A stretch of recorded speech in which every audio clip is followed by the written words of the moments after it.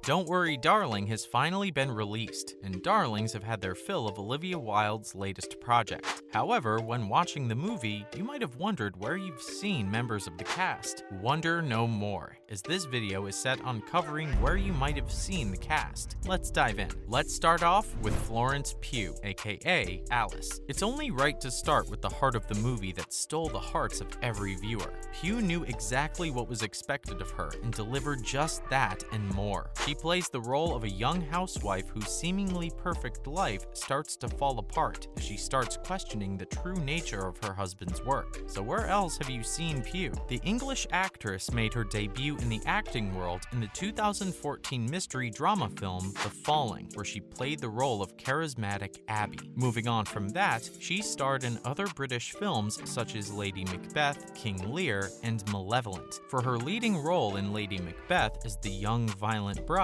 she won a British Independent Film Award. She eventually made her American film debut with The Commuter, an action thriller with the role of Gwen, and Outlaw King, a historical film in 2018. In Outlaw King, she starred alongside her fellow co-star in Don't Worry Darling, Chris Pine, who played the role of Robert the Bruce. She featured in 3 more films the following year, and her performance in them was consistently outstanding. Featuring in Fighting with My Family, Greta Gerwig's Little Women, and Ari Aster's horror film Midsommar, Pugh established her dominance in the filming industry as one of the outstanding actresses of her generation. Still wondering where else you've seen her? Remember the skilled assassin in Black Widow, Yelena Belova? Yes, the one with the very Russian accent? That's her. After her role as Alice in Don't Worry Darling, she's set to appear in a number of prominent projects, such as Denis Villeneuve's Dune sequel, Christopher Nolan's Oppenheimer, and the animated comedy Puss in Boots: The Last Wish. Next up, we have Olivia Wilde, aka Bunny. It seems Olivia Wilde didn't just direct the movie, but was also present in the movie as one of the housewives leading seemingly perfect lives in the town of Victory. Before pursuing her career as a director, Wilde was actually a frequent face on the screen in the early 2000s. The TV series Skin marked her acting debut, in which she played Jewel Goldman. Then she rose to the spotlight in a teen drama series, The O.C., in which she played Alex Kelly, a bisexual bar owner who dated 2 people. She appeared in other films such as The Girl Next Door, Turistas, Bickford Schmeckler's Cool Ideas, Conversations with Other Women, and others before she snagged another significant role in the popular medical drama House, playing the role of another bisexual character, Remy 13 Hadley. She progressed to appearing in more prominent roles after that, and landed her first major film role in Tron Legacy, playing the role of Cora in Joseph Kosinski's sci-fi action film. Wilde moved on to star in other well-known sci-fi movies, Cowboys and Aliens and Andrew Nichols in Time. She then added Drinking Buddies, The Longest Week, The Incredible Burt Wonderstone, The Lazarus Effect, Life Itself, People Like Us, and Richard Jewell to her list of featured movies. About a decade plus after her acting debut, Wilde decided to try out new grounds by directing the 2019 teen comedy Booksmart. The acting and chemistry of Caitlin Dever and Beanie Feldstein weren't the only things that captivated viewers, as Wilde did a very good job telling the story of 2 friends with so much life, humor, and of course, a fresh take on the story. Then we have a global star, Harry Styles, aka Jack. Starring as the husband of Alice in the psychological thriller film is Harry Styles. Everyone pretty much knows who the singer/songwriter is, but where did he start and what films has he featured in? Harry Styles started his illustrious music career at the young age of 16 at the X Factor UK,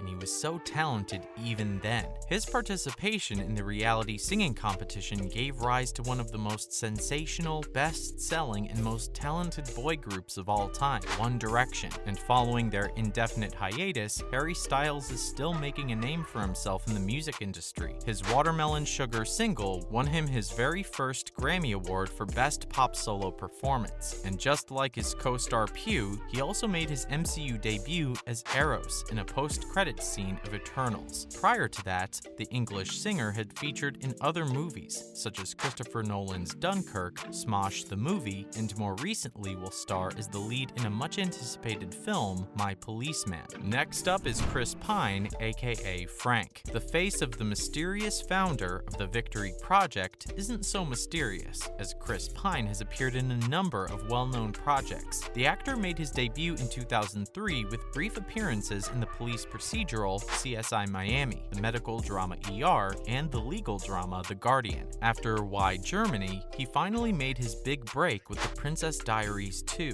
Royal Engagement, playing the love interest of Princess Mia, played by Anne Hathaway. He's the charming Nicholas Devereaux. Then after starring in comedy films like Just My Luck and Blind Dating, as well as other small-time projects, Pine landed the biggest role of his career. He became known to Star Trek fans and the entire world as James T. Kirk in the Star Trek reboots. Reprising his role in 2 Star Trek sequels, Star Trek Beyond and Star Trek Into Darkness, Pine established himself as a solid actor. Clinching other roles after that, Pine featured in another popular franchise when he starred in Wonder Woman and Wonder Woman 1984 alongside Gal Gadot as Steve Trevor. You must have also seen him in the fantasy movie A Wrinkle in Time as Dr. Alexander Murray and as Robert the Bruce in Outlaw King. And it seems Wilde is not the only one shifting to directorial duties, as Pine is looking into the sector with his upcoming movie, Pool Man. Not only will he be playing the lead in the mystery comedy film, but will be the director as well. Up next is Kiki Lane, aka Margaret.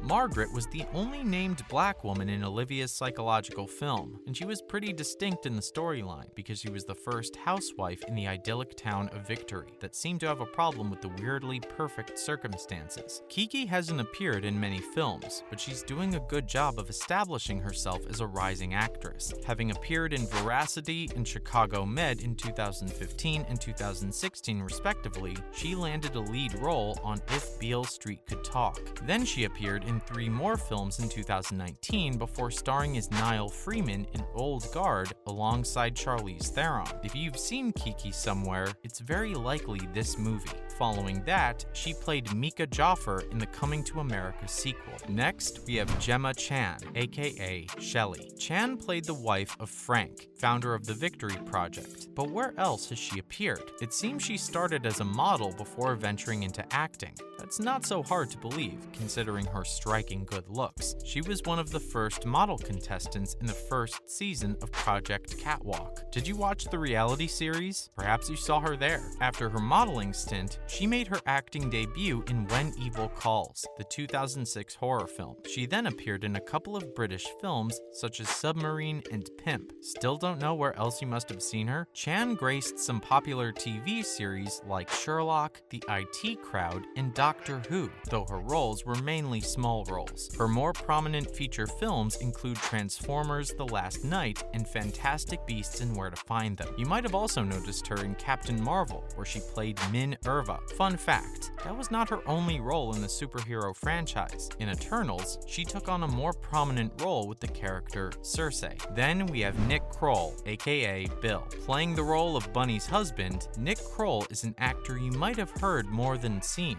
but if you're a big fan of comedy shows, big chance is that you might have seen him. The comedian has lent his voice in a number of animated films, such as The Addams Family, The Secret Life of Pets 2, and Sausage Party. As for comedy features, you might have seen him on comedy shows like Reno 911, Comedy Bang Bang, Parks and Recreation, Community, Best Week Ever, Caveman, Human Giant, and his very own show titled Kroll Show, which broadcasts on Comedy Central from 2013 to 2015. Finally, we have Timothy Simons, aka Dr. Collins. Timothy Simons has appeared in numerous movies and TV shows over his career, and has even lent his voice to a notable number of animated TV series. However, one of his most prominent roles is Jonah Ryan in the political comedy Veep. It's just so impossible to miss him in the series. His hilarious journey from inadequate staffer to presidential candidate really make him one of the distinct characters of the series. And that marks the end of this video. Who did you remember from other films or shows? Let us know in the comments, and thanks for stopping by.